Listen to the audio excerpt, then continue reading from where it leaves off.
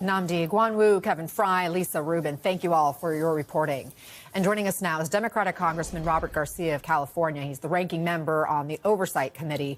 Congressman, good to have you here. Your state is among the 25 that are suing the Trump administration now over this potential SNAP benefit suspension. Just how much do your constituents rely on these benefits, and what are you hoping comes out of today's hearing? It's incredibly important. I mean, let's be really clear that people need access to food. To healthy food for their families. And we know that right now costs are already going up. The cost of rent is going up and housing. We know that costs overall at the grocery store, of course, have been going up. And so the ability to help people, especially lower income folks, working class folks, with access to food for their families is critical. And we cannot let that lapse, which is why we just don't understand why House Republicans have been on vacation for now over a month. And we're telling them, please come back to DC.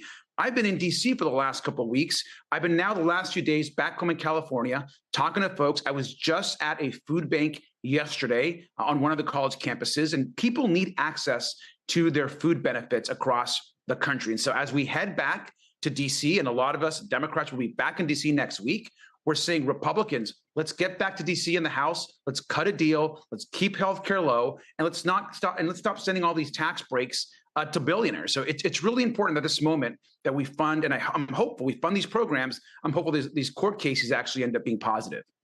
Majority Whip John Barrasso just spoke about the SNAP benefits issue on the floor a few minutes ago. Let's listen to that. For 30 days, Democrats have chosen leverage over lives. They've chosen politics over paychecks. And they would rather fight President Trump than feed American families.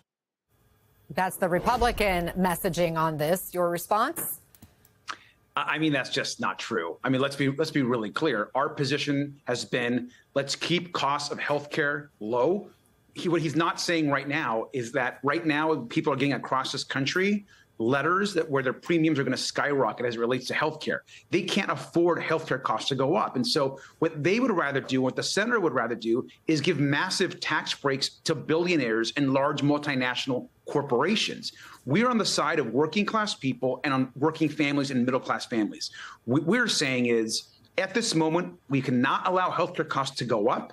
And so that's why we are in this fight, to also ensure that Republicans come and negotiate to ensure that these food benefits continue, that healthcare costs don't go up. And so that is what we're talking about at this moment. And Republicans, while we have been in Washington, D.C., Republicans have been on vacation for the last month. And so it's time to get back to D.C. and actually negotiate with us. Republicans have basically said, we don't want to negotiate. We're just going to allow everyone's premiums to skyrocket. Well, that's not acceptable to us, and it's certainly not acceptable to the millions of families that right now they're going to see their healthcare costs sometimes more than double across this country.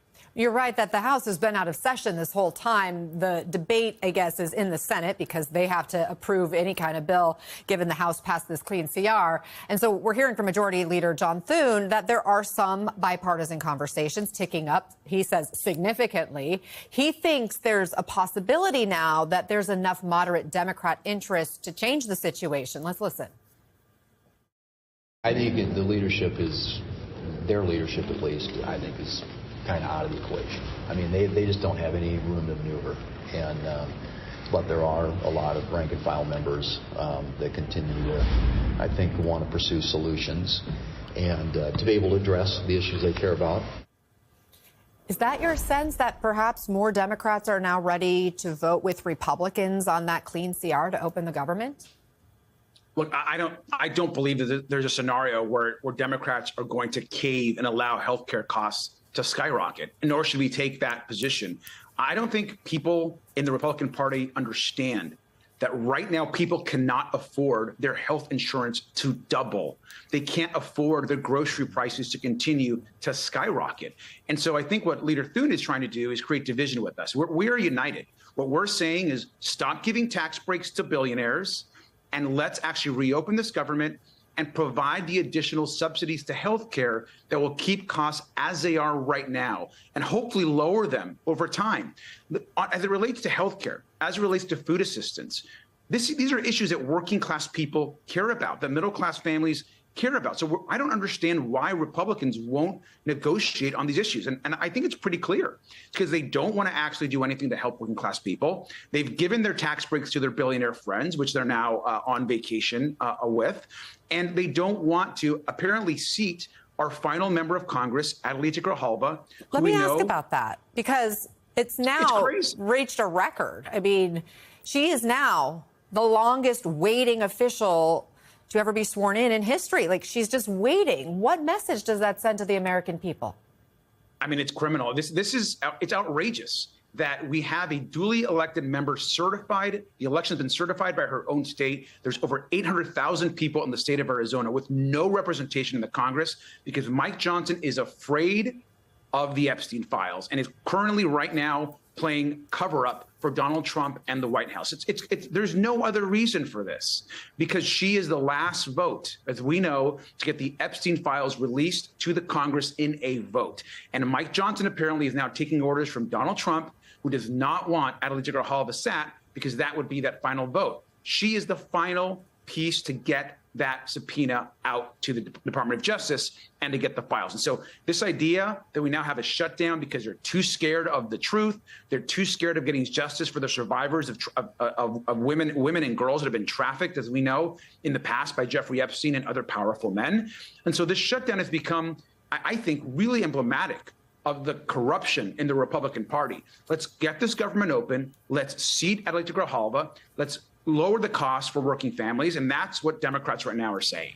This morning, you sent a letter to the warden of Bryan Prison, where Ghislaine Maxwell is being held, requesting for answers on her move to that lower security prison. What questions are you asking? What do you anticipate as far as any movement on this issue for transparency in Congress, maybe once the shutdown's over?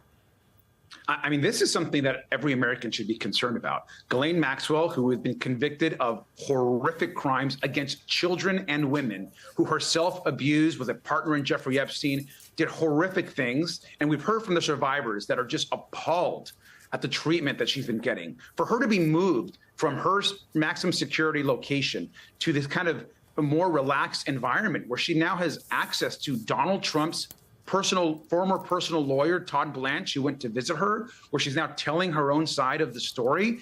This is incredibly concerning. And clearly there is a cover up going on here to try to get Ghislaine Maxwell to align with whatever story it is that the Department of Justice and President Trump want to tell. And so we're asking tough questions of the Federal Bureau of Prisons. We've launched an investigation of this. We want to know who actually has ordered this transfer. Why have people been involved? What treatment is she getting? And I'll say this finally. Ghislaine Maxwell, we want her in front of the Oversight Committee. She's answered questions of Donald Trump. It's time for her to answer our questions. And so we're waiting for that. Chairman Comer on the Republican side has said that's going to happen. It is time to bring her in front of the Oversight Committee. Congressman Robert Garcia, appreciate your time. Thank you.